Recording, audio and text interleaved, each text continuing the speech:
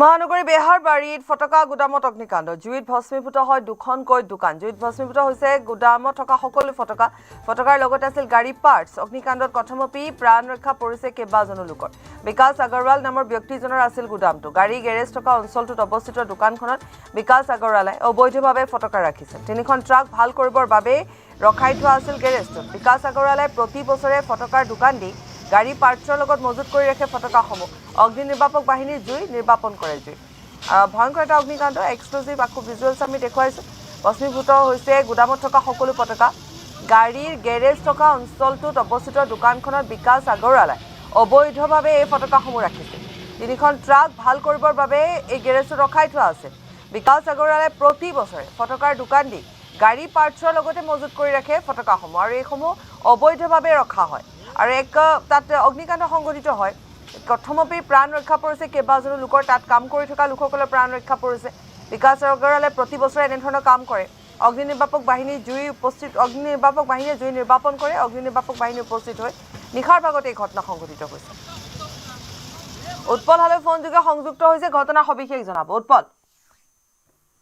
এক আবতৰীয়া দেৱালীয়ে কালি নিশা এক প্ৰকাৰ এই গোটেই অঞ্চলটো ফটকাৰ শব্দৰে মুখৰিত হৈ পৰিলে বিশেষকৈ ২৭ নম্বৰ ৰাষ্ট্ৰীয় ঘাইপথৰ আনফালে যি সেই শব্দৰ কথা কোৱা যায় যে সেই নালাপাৰাত এই অগ্নিকাণ্ডৰ ঘটনা সংঘটিত হৈছিলে যদিও এই শব্দ গৈ ৰাজ্যিক বিজেপিৰ কাৰ্যালয়লৈকে গৈছিলে আৰু ঠিক আনফালৰ যদি কথা উল্লেখ কৰোঁ লখৰালৈকে সেই শব্দ আহিছিলে প্ৰথম পৰ্যায়ত আমাৰ ওচৰত খবৰ আহিছিলে যে কোনো এটা স্থানত হয়তো বোমা বিস্ফোৰণ সংঘটিত হৈছে নেকি য'ত আতচবাজিৰ শব্দৰে মুখৰিত হোৱাৰ লগে লগে আমাৰ ওচৰত প্ৰথম খবৰ তেনেকৈ আহিছিলে লগে লগে যেতিয়া আমি খবৰৰ সন্ধানত গ'লো গম পালো যে ফটকাৰ গুদামত এই অগ্নিকাণ্ডৰ ঘটনা সংঘটিত হৈছে আৰু এই গোটেই ঘটনা সংঘটিত হৈছে ২৭ নম্বৰ ৰাষ্ট্ৰীয় ঘাইপথৰ খানাপাৰা অভিমুখী যি ট্ৰেক্সো আছে ট্ৰেক্সৰ সমীপতে সৰু সজাই ষ্টেডিয়াম পাৰ হৈ নালাপাৰা বুলি এটা ঠাই আছে আৰু তাতে মা কালী নামৰ এটা ইঞ্জিনিয়াৰিং ৱৰ্কশ্বপ আছে কিন্তু সেই ইঞ্জিনিয়াৰিং ৱৰ্কশ্বপৰ সমীপত তিনিখন দোকান আছিলে এটা গুদামত তাতে ফটকা মজুত কৰি ৰখা হৈছিলে আৰু তাৰে কাষৰ গুদাম আছিলে এমাৰন কোম্পানী যি বেটাৰী বনোৱা হয় বা বেটাৰী নিৰ্মাণৰ লগতে মেৰামতি কৰা এটা প্ৰতিষ্ঠান আছিলে সেই তাৰে কাষত আন এখন দোকান আছিলে তিনিখন দোকান সম্পূৰ্ণৰূপে জুইত ভস্মীভূত হৈছে আৰু যিটো গেৰেজৰ কথা কোৱা হৈছে যিটো মা কালী ইঞ্জিনিয়াৰিং ৱৰ্কশ্বপ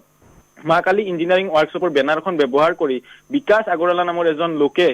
তাত এনেধৰণৰ ফটকাসমূহ মজুত কৰি ৰাখিছিলে য'ত লাখ লাখ টকাৰ এক প্ৰকাৰ যি ধৰণৰ GST দিব লাগে কৰ দিব লাগে ফটকা আমি জানো সেয়া ফটকা অকল আতচবাজি দেৱালীৰ সময়তে থলুৱা ফটকাকে প্ৰাধান্য দিয়া হয় বৰপেটাৰ থলুৱা যি আতচবাজি আছে বা নলবাৰীৰ বা আজিনীৰ আতচবাজি আছে তাৰ বিপৰীতে বিকাশ আগৰৱালাই দীৰ্ঘদিনৰ পৰা এই স্থানত এতিয়া যদি চোৱা যায় দীপান্বিতাৰো সময় নহয় এতিয়া জানো ফেব্ৰুৱাৰী মাহ চলিছে এনে সময় কিয় এনেদৰে লাখ লাখ টকাৰ কোটি কোটি টকাৰ ফটকা মজুত কৰি ৰাখিব পাৰিলে য'ত GST নিচিনা বিভাগ আছে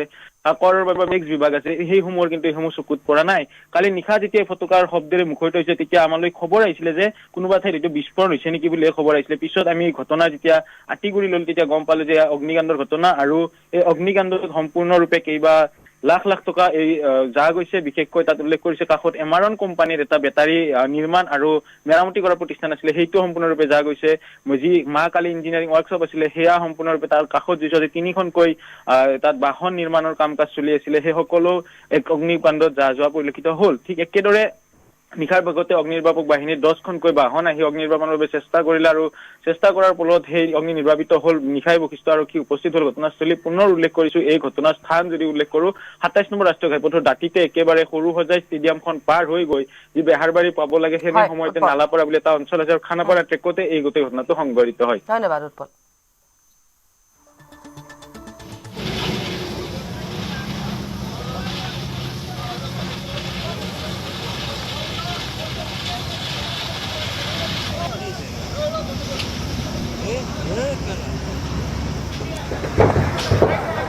উৎপলে কোৱাৰ দৰে যেন আবতৰীয়া তাত দীপাৱলী হ'ল কাৰণ ফটকা যিহেতু তাত মজুত আছিল গতিকে গোটেই ফটকাখিনি যেতিয়া ফুটিছিল ৰাইজৰ মাজত আতংকৰ সৃষ্টি হৈছিল